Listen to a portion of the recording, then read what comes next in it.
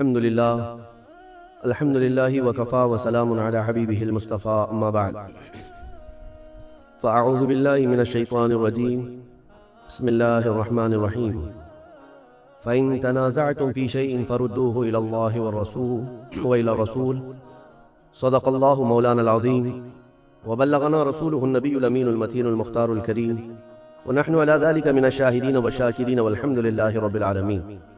بارگاہ رسالت مواب صلی اللہ تعالیٰ علیہ وسلم میں درود پاک کا ہدیہ پیش کریں۔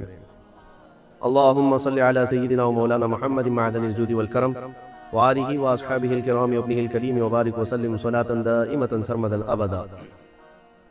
عزیزان گرامی وقار، رمضان المبارک کے بعد یہ پہلا جمعۃ المبارکہ ہے، اور اللہ تبارک و تعالیٰ نے یہ توفیق بخشی ہے کہ اس کی عبادت جس طرح رمضان المبارک میں کی جا رہی تھی، دوبارہ مسجدوں میں حاضر ہونے کی سعادت بخشی ہے۔ ہونا بھی یہی چاہیے کہ ہم لوگ رمضانی نمازی نہ بنیں، رمضانی عبادت گزار نہ بنیں، بلکہ ربانی عبادت گزار بنیں۔ رب تبارک و تعالی رمضان میں بھی ہے، رمضان کے بعد بھی ہے، اور سب سے بڑی بات یہ ہے کہ ہمارے اندر جب تک یہ اخلاص نہیں آئے گا وہ طاقت و قوت بھی نہیں آئے گی۔ آج جس چیز کی ہمیں سب سے زیادہ ضرورت ہے وہ ہے اخلاص۔ ہماری عبادتوں میں، ہماری ہر نیکی کے اندر اس کا ہونا بہت ضروری ہے۔ وَمَا أُمِرُوا إِلَّا لِيَعْبُدُوا اللَّهَ مُخْلِصِينَ لَهُ الدِّينَ۔ اللہ فرماتا ہے لوگوں کو حکم نہیں دیا گیا مگر یہ کہ وہ اللہ کی عبادت کریں تو خالص اسی کے لیے، خالص اس کے لیے، کہ کسی اور کو شریک نہ کریں۔ حتیٰ کہ اگر آپ نماز پڑھ رہے ہیں اور آپ کو دل میں یہ احساس ہونے لگے کہ اتنے لوگ مجھے دیکھ رہے ہیں تو میں سیدھا ہو جاؤں نماز پڑھنے کے لیے، تو اگر لوگوں کے دکھاوے یا ریاکاری کی نیت آئی تو اس کو شرک خفی کہا گیا ہے۔ یہ چھوٹا شرک ہے، چھپا ہوا شرک ہے، عام گناہ کی بات نہیں، شرک کی بات کر رہا ہوں، کیونکہ خالص اللہ تعالیٰ کے لیے جو عبادت ہونی تھی اس میں تم نے دوسروں کو بھی شریک کر لیا ہے۔ دوسروں کی رضا، دوسروں کے خیال، دوسروں کی مرضی، یہ ایک ایسا مرض ہے جس نے ہمیں پکڑ رکھا ہے۔ آج لوگ کیا بولیں گے، لوگ کیا کہیں گے، اسی مرض میں پوری زندگی گزر جاتی ہے۔ ڈھنگ کے طریقے اپنا نہیں پاتا ہمارا نوجوان، صرف اسی بات پر کہ لوگ کیا بولیں گے۔ ٹوپی پہننے میں شرم آتی ہے کہ لوگ کیا بولیں گے، داڑھی رکھنے میں شرم آتی ہے لوگ کیا بولیں گے۔ لوگ کچھ نہیں بولیں گے، جب تم مرو گے تو صرف انا للہ بولیں گے اور کچھ نہیں۔ انا للہ و انا الیہ راجعون، اس کے علاوہ کیا کہیں گے آپ کے مرنے کے وقت؟ میرے عزیزو، لوگوں کے احوال اور ان کے کوائف الگ الگ ہیں۔ تم اگر لوگوں کے لیے جیتے رہو گے تو کبھی قرار و سکون نہیں آ سکتا۔ اسی لیے صحابہ اکرام رضوان اللہ تعالیٰ علیہ مجمعین علی اعلان یہ کہتے تھے۔ حضرت خبیب ابن عدی جب پھانسی پر چڑھائے گئے، سولی دی جا رہی تھی اور انہیں مکہ والے پتھر مار رہے تھے، تب انہوں نے اعلاناً یہ کہا تھا کہ مجھے اس بات کی پرواہ نہیں کہ لوگ مجھے کیا کیا گالیاں دے رہے ہیں، مجھے اس بات کی پرواہ نہیں کہ تم میرے ہاتھ کاٹ رہے ہو، ناک کاٹ رہے ہو، کان کاٹ رہے ہو اور گلا کاٹنے والے ہو، مجھے اس بات کی پرواہ نہیں، لیکن مجھے اس بات پر فخر ہے کہ میں مر رہا ہوں تو اللہ کی رضا میں مر رہا ہوں۔ میں اگر دنیا سے جا رہا ہوں تو حالت اسلام میں جا رہا ہوں، اس بات کا مجھے فخر ہے۔ عزیزان گرامی اوقات، اسی بات کی آج ضرورت ہے کہ آپ کیا پہن رہے ہیں، کیا کھا رہے ہیں، کس طرح چل رہے ہیں، کس طرح بیٹھ رہے ہیں، یہ لوگوں کے لیے نہیں ہے۔ ہماری زندگی کے طور طریقے جو کچھ بھی ہونے چاہیے وہ اللہ اور اس کے رسول کے لیے۔ ایک حدیث میں آپ کو بتاتا ہوں جس کا آخری والا حصہ گفتگو کا اصل مقصد ہے۔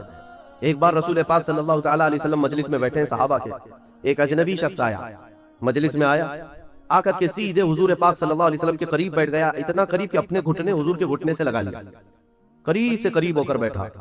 صحابہ اکرام اور بھی مجلس میں تھے، سب دیکھ رہے تھے، اور وہ اجنبی جو شخص آیا تھا اس کو کوئی بھی پہچانتا نہیں تھا۔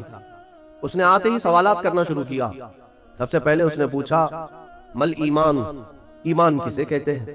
رسول پاک صلی اللہ تعالیٰ علیہ وسلم نے جواب دیا، اس بات کا اقرار کرو کہ اللہ تبارک و تعالیٰ کے سوا کوئی معبود نہیں، محمد صلی اللہ تعالیٰ علیہ وسلم اللہ کے رسول ہیں، فرشتوں پر اور اللہ کی کتابوں پر، رسولوں پر، تقدیر پر، قیامت کے دن پر اور مرنے کے بعد دوبارہ زندہ ہونے پر یقین رکھنا۔ اس اجنبی شخص نے پوچھا مل اسلام، پھر اسلام کیا ہے؟ حضور پاک صلی اللہ علیہ وسلم نے اس کا بھی جواب دیا، اللہ کی وحدانیت اور محمد صلی اللہ علیہ وسلم کی رسالت کا اقرار کرنا، نماز پڑھنا، روزے رکھنا رمضان کے، زکات دینا مالک نصاب کو اور حج کرنا صاحب استطاعت، یہ اسلام ہے۔ 2 سوالات ہو گئے۔ تیسری مرتبہ اس نے سوال کیا مل احسان، احسان کیا چیز ہے؟ احسان نیکی کو کہتے ہیں۔ احسان یہی پورا تصوف ہے جس کو لے کر آج صوفیہ اکرام چلتے ہیں۔ اس نے پوچھا احسان کسے کہتے ہیں؟ اب جواب میں میرے آقا صلی اللہ علیہ وسلم نے 2 جملے ارشاد فرمائے، وہ ہماری پوری زندگی کو گھیرے ہوئے ہیں۔ کیا فرماتے ہیں؟ ان تعبد اللہ کانک تراہ وان لم تکن تراہ فانہ یراک۔ رسول پاک صلی اللہ علیہ وسلم فرماتے ہیں احسان کا مطلب یہ ہے کہ تم اللہ کی عبادت ایسے کرو جیسے تم اسے دیکھ رہے ہو۔ عبادت، نماز کی بات نہیں، عبادت میں سب چیزیں آ جاتی ہیں۔ روزہ بھی عبادت ہے، زکوٰۃ بھی عبادت ہے، حج بھی عبادت ہے، خیرات بھی عبادت ہے، نماز بھی اس کا ایک حصہ ہے۔ اور رسول پاک نے فرمایا یہ ساری عبادت ایسے کرو جیسے تم اللہ کو دیکھ رہے ہو، اور اگر تمہاری یہ کیفیت نہیں آ پاتی تو ایسی عبادت کرو کہ اللہ تمہیں دیکھ رہا، یہ خیال تو آ جائے کہ اللہ تمہیں دیکھ رہا ہے۔ اب وہ شخص جو سوالات کر رہا تھا اس نے ساری چیزوں کو کہا صدقت صدقت، ہاں آپ بالکل سچ کہہ رہے ہیں، سچ کہہ رہے ہیں۔ حضرت عمر فاروق فرماتے ہیں کہ کون اجنبی ہے، خود سوال بھی کرتا ہے اور خود تصدیق بھی کرتا ہے۔ جواب ملنے کے بعد کہتا ہاں بالکل آپ نے صحیح کہا۔ اخیر میں اس نے کہا متی الساعۃ یا رسول اللہ صلی اللہ علیہ وسلم، قیامت کب آئے گی؟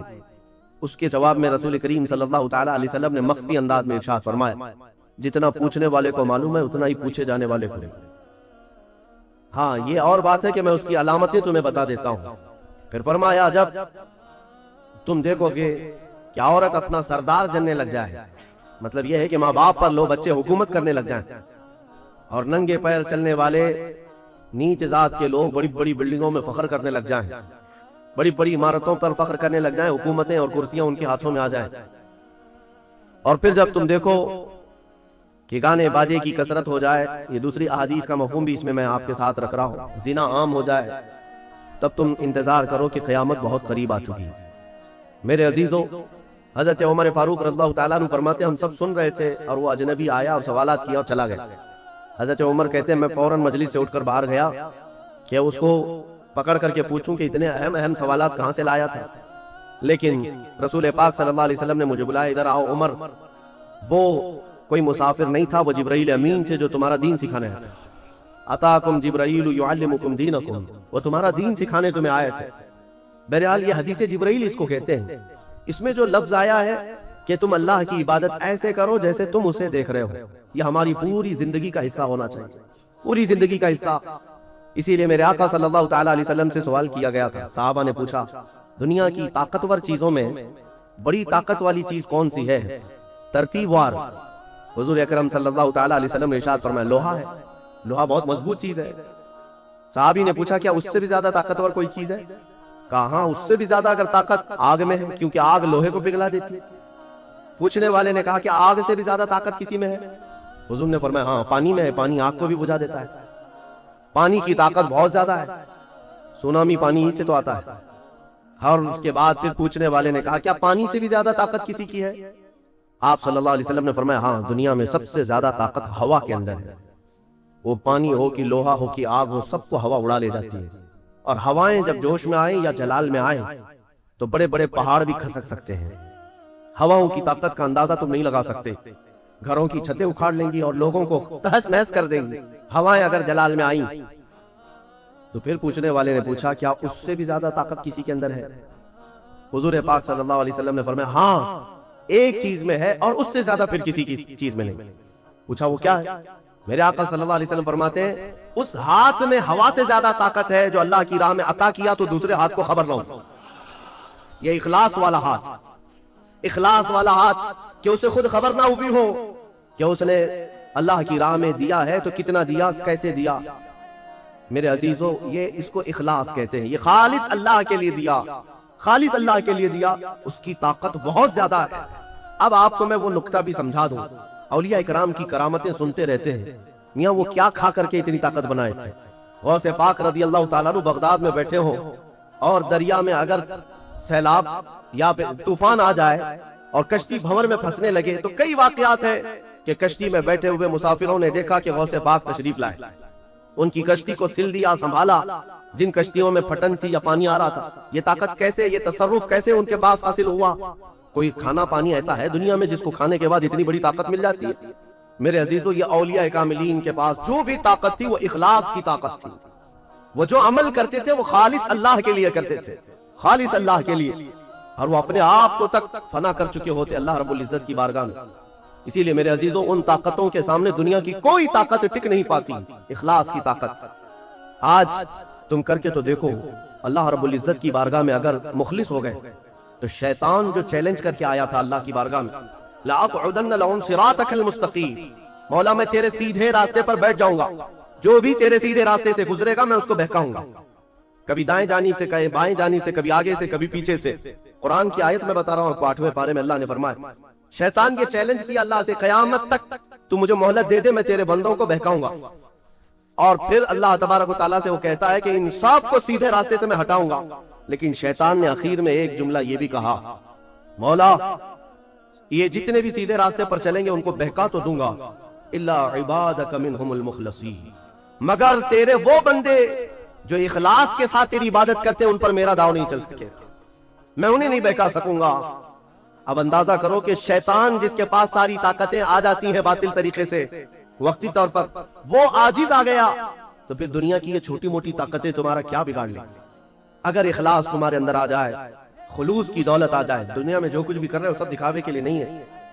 کچھ عبادتیں ایسی ہیں جو تمہارے ساتھ راز رہے تمہارے اور تمہارے پروردگار کے بیچ. ہر بات کی تشہیر کرنا ضروری نہیں ہوتا کہ لوگوں کی مدد آپ نے کیا تو پیپر میں چھاپ دیا, اور آپ کوئی نیکی کر رہے ہیں تو ضروری نہیں ہوتا کہ ہر چیز کی تشہیر کی جائے. ہاں کچھ چیزوں میں حکمت اور مصلحت ہو سکتی ہے کہ لوگوں کو نیکی کی طرف بلانے کے لیے اعلان کیا گیا ہو, لیکن ہر چیز میں نہیں. عزیزان گرامی وقار, اخلاص جب کسی کے پاس ہو تو ایک اور حدیث میں آپ کو بتا دوں, بندے جو عبادت کرتے ہیں یہاں پر دنیا میں بھی سب کا کچھ نہ کچھ ایک غرض ہے, کچھ نہ کچھ ایک مقصد ہے. آپ نماز کے لیے آئے ہیں یا نیکیاں کر رہے ہیں یا گناہوں سے بچ رہے ہیں تو کوئی تو غرض ہوگی. حدوں میں سے ایک چیز ہوگی, جہنم کا خوف ہوگا, اللہ کے عذابات سے ڈر لگتا ہوگا, اس لیے نماز پڑھ لیتے ہیں, پوری اپنی صحیح کر لیتے ہیں. یا تو پھر جنت کی نعمتوں کا شوق ہوگا کہ جنت میں جانا ہے, صحابہ تابعین اولیاء کاملین کے پڑوس میں رہنا ہے. یا تو شوق ہے یا تو ڈر ہے, اور یہ دونوں چیزیں بندے کو عبادت کرواتی ہیں.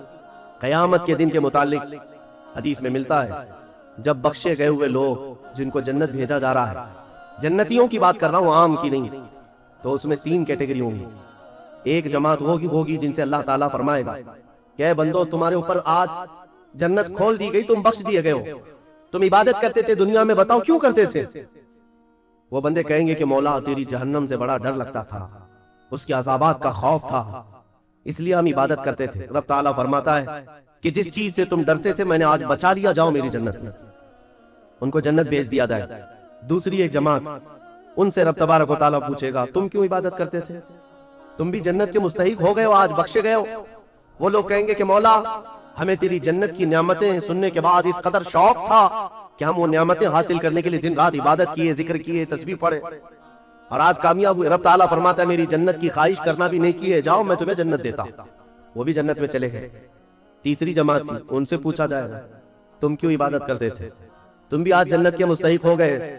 وہ کہیں گے کہ مولا ہمیں تیرے جہنم کے عذابات کی بھی پرواہ نہیں, اور نہ ہی تیری جنت کی نعمتوں کی خواہش, بلکہ ہم تو صرف اور صرف تیری رضا کے لیے کرتے تھے, تو راضی ہو جا, ہم جنت اور دوزخ کے لیے نہیں. تو رب تبارک و تعالیٰ فرماتا ہے کہ یہ میرے مخلص بندے ہیں, خالص پیور اللہ کے لیے کرتے تھے. رب تعالیٰ فرماتا ہے جاؤ میں تم سے راضی ہو گیا, تم بھی جنت میں. جنت میں جانے کا حکم دے دیا جائے, لیکن فرمایا گیا وہ جماعت رک جائے گی, وہ کہیں گے نہیں ہم جنت میں نہیں جائیں گے. ایسا بھی کوئی ہے, وہ کہیں گے کہ مولا اگر ہم جنت میں جائیں گے تو اندر جو جنتی ہیں وہ ہمیں تانا ماریں گے, تم بھی جنت کے لیے کرتے تھے اور بولے کچھ اور ہو, بدلہ تو تم نے بھی لے لیا عبادتوں کا, ہمیں اپنی عبادتوں کا بدلہ نہیں چاہیے. رب تبارک و تعالیٰ فرماتا ہے میری رضا یہی ہے کہ تم جنت میں چلے جاؤ, میں تم سے راضی ہو گیا. وہ پھر رکے رہیں گے کہ مولا ہم نے جنت کے لیے نہیں تیری رضا کے لیے کیا ہے. پھر حکم ہوگا فرشتوں کو کہ ان کے ہاتھوں اور پیروں میں بیڑیاں باندھو اور کھینچ کے جنت میں لے جاؤ. وہ ایک جماعت ایسی ہے.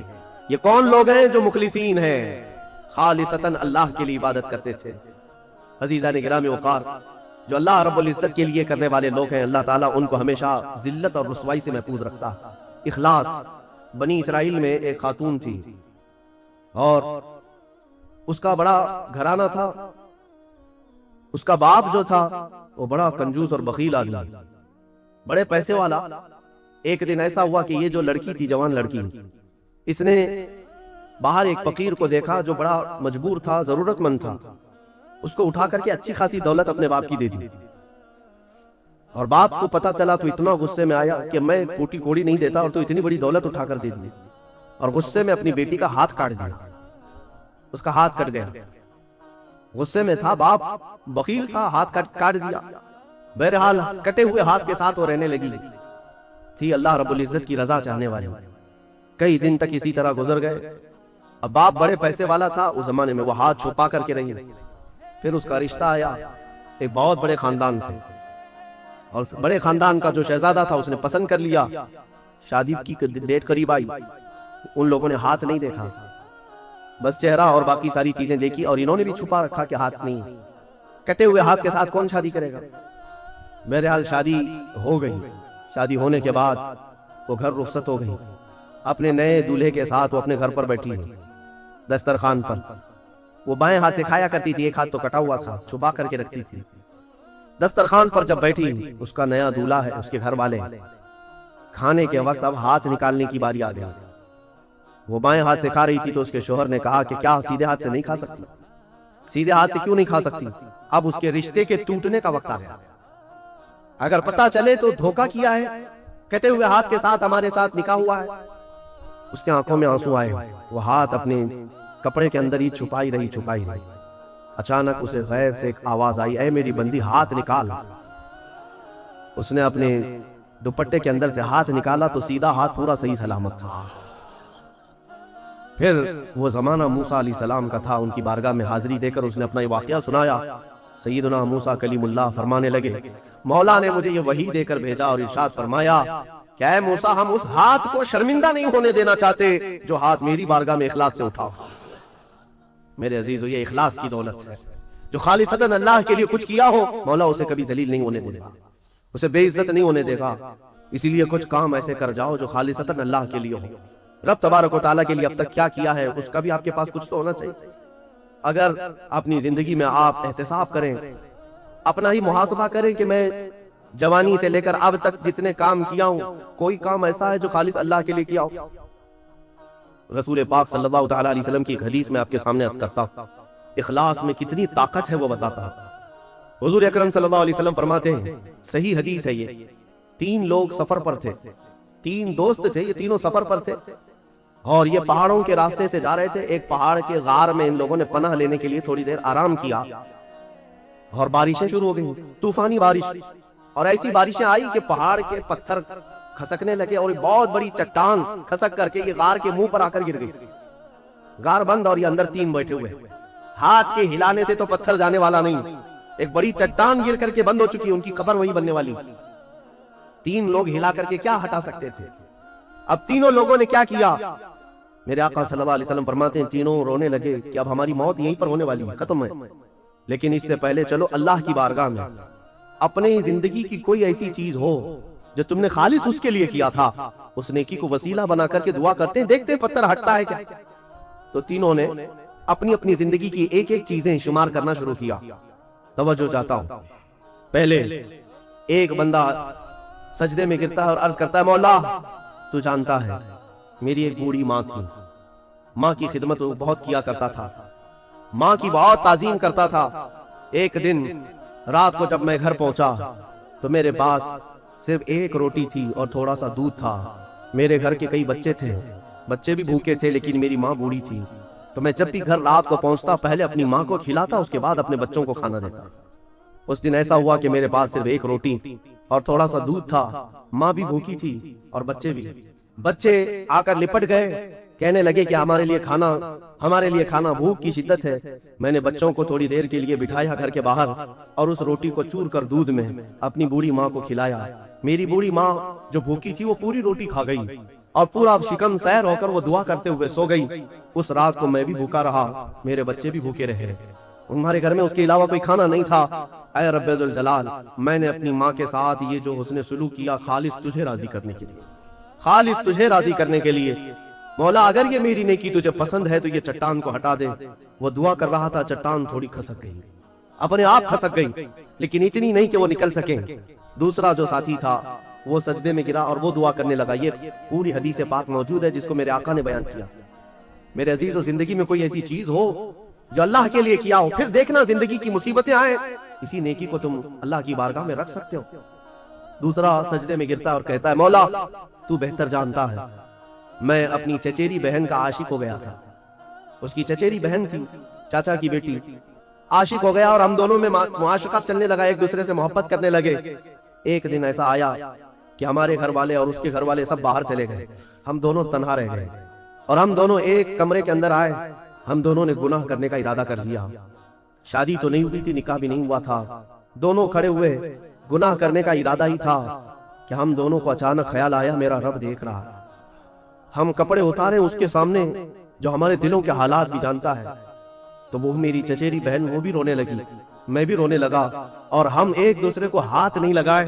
مولا اس زنا سے اور اس بدکاری سے اگر میں بچا تھا تو میرے رشتہ داروں سے ڈر کر نہیں، خالص تیری رضا کی، کہ مولا کریم کی اس سلطنت کو میں اپنے گناہوں سے پامال نہیں کروں گا۔ تو جب یہ وہ کہنے لگا اور عرض کیا مولا اگر میں وہ رات گناہ سے بچاؤں، تیری بارگاہ میں میرا وہ بچنا پسند ہے تو اس چٹان کو تو ہٹا دے۔ حدیث پاک میں چٹان اور کھسک گئی۔ تیسرا شخص تھا، وہ سجدے میں گرا اور کہنے لگا اے رب ذوالجلال تو بہتر جانتا ہے، میں ایک زمین اور جائیداد کا مالک تھا، میرے پاس کئی مزدور کام کیا کرتے تھے، اور ایک مرتبہ ایسا ہوا کہ میں مہینہ ختم ہوتے ہی سارے مزدوروں کو ان کی تنخواہ دے دیا کرتا۔ ایک مزدور ایسا ہے جو اپنی تنخواہ لیے بغیر چلا گیا، ایک مزدور تنخواہ لیے بغیر چلا گیا، اور اس کی تنخواہ میں نے سنبھال کر رکھی اور اس سے ایک بکری خرید لیا۔ میاں لوگ تو کسی کی سیلری ہو دبا کر کے کھا جائیں گے، اور یہ حدیث پاک میں جس کے لیے کہا جا رہا ہے وہ بندہ کہتا ہے میں اس کی پوری تنخواہ سے ایک بکری خرید لیا، بکری کو پالنے لگا، وہ مزدور آیا نہیں، وہ مزدور چلا گیا، مہینوں چلا گیا، بکری کو میں پالتا رہا، بکری نے بچے دی، بچوں کے بچے ہوئے، بچوں کے بچے ہوئے۔ اے رب ذوالجلال تو نے اتنی برکت دی کہ اس ایک بکری سے ایک پورا میدان کئی ہزار بکریاں بھر گئی، کئی ہزار بکریاں کئی سالوں کے اندر۔ وہ ان بکریوں میں نہ کسی کو بیچتا تھا نہ کسی کو ذبح کرتا تھا، سب بکریاں رکھا۔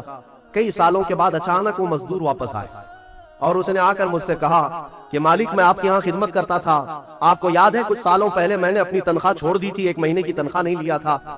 تو میں نے اس سے کہا کہ ہاں مجھے اچھی طرح سے یاد ہے، اور اس کا ہاتھ پکڑ کر کے ان بکریوں کے ریوڑ کے پاس لے گیا اور کہا یہ تیری تنخواہ ہے، یہ پوری تیری تنخواہ ہے۔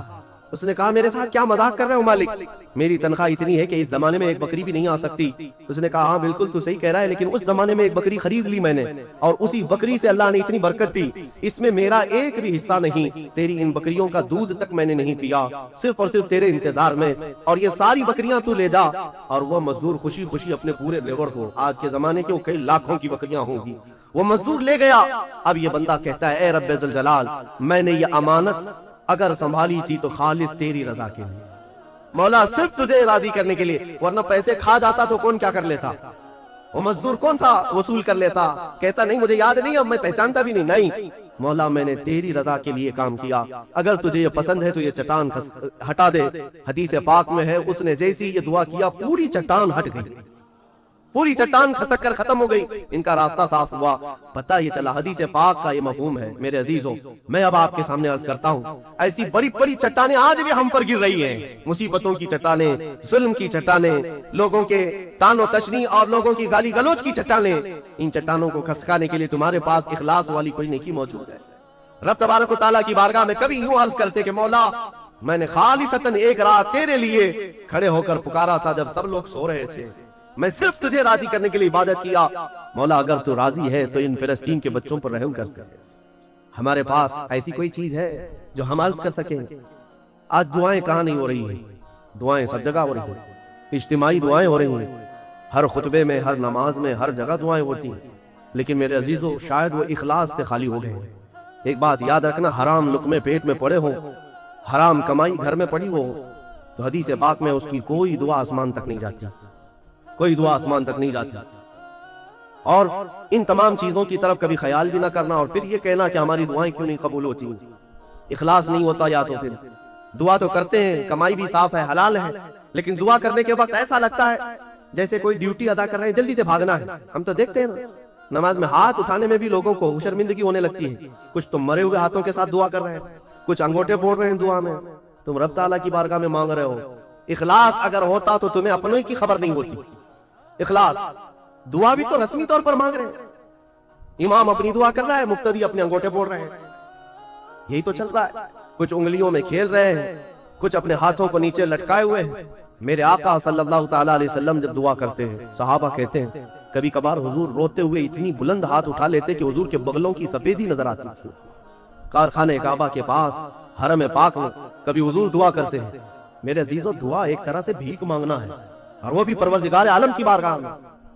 اور تمہارے انداز دیکھے جاتے ہیں, تمہارا اخلاص بھی دیکھا جاتا ہے. مانگنے میں ہی تم سیریس نہیں ہو, صرف رٹی رٹائی ہوئی چیزیں بولے جا رہے ہو. یعنی کسی نے یاد کرا دیا, بس وہی بولے جاؤ. تمہارا دل کب کہہ رہا ہے, دل کی حضوری کے ساتھ کب کہہ رہے ہو. کچھ چیزیں خاص ہیں, صغیرہ کبیرہ ہمارے معاف کر دے, اس کو پتہ ہی نہیں صغیرہ کون ہے کبیرہ کون ہے. یہ تو رٹی ہوئی چیزیں بولے جا رہے ہو.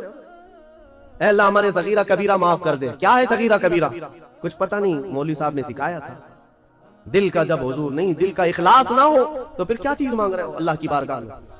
اخلاص یہ سب سے بڑی طاقت ہے. اگر یہ نہیں ہے تو عبادتوں کی جان ہی نہیں ہے. عبادتوں کی جان ہی نہیں ہے. عبادتوں کی جان اخلاص ہے. یہاں تک کہ امام غزالی رحمۃ اللہ تعالیٰ علیہ نے ایک واقعہ ایسا بھی لکھا ہے, وہ پڑھنے کے بعد مجھے بڑی حیرت ہوتی ہے. ایک بزرگ تھے, 30 سال تک انہوں نے پہلی صف میں کھڑے ہو کر نماز ادا کی. 30 سال تک ایک بھی نماز ان کی تکبیر اولا بھی نہیں چھوٹی امام کے پیچھے.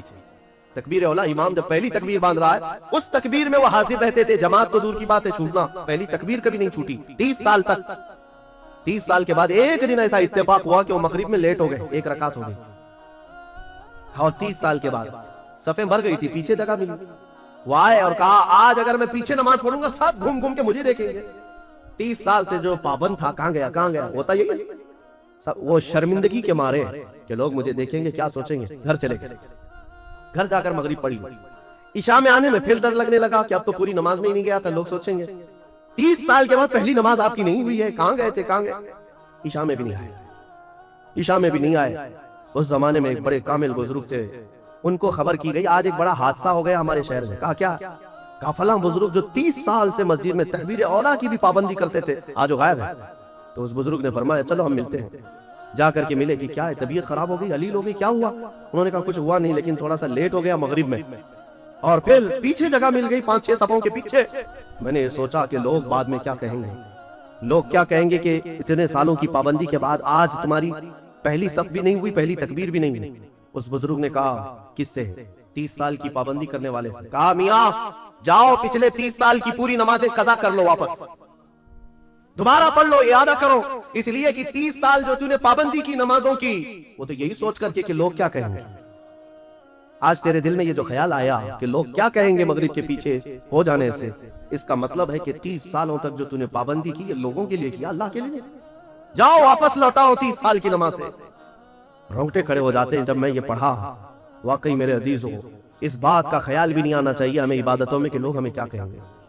اللہ رب العزت کا ذکر ایسے کرو کہ مدہوش ہو جاؤ, صرف میرا مولا مجھے دیکھ رہا ہے, دنیا کیا کہہ رہی اس سے ہمیں کیا غرض ہے.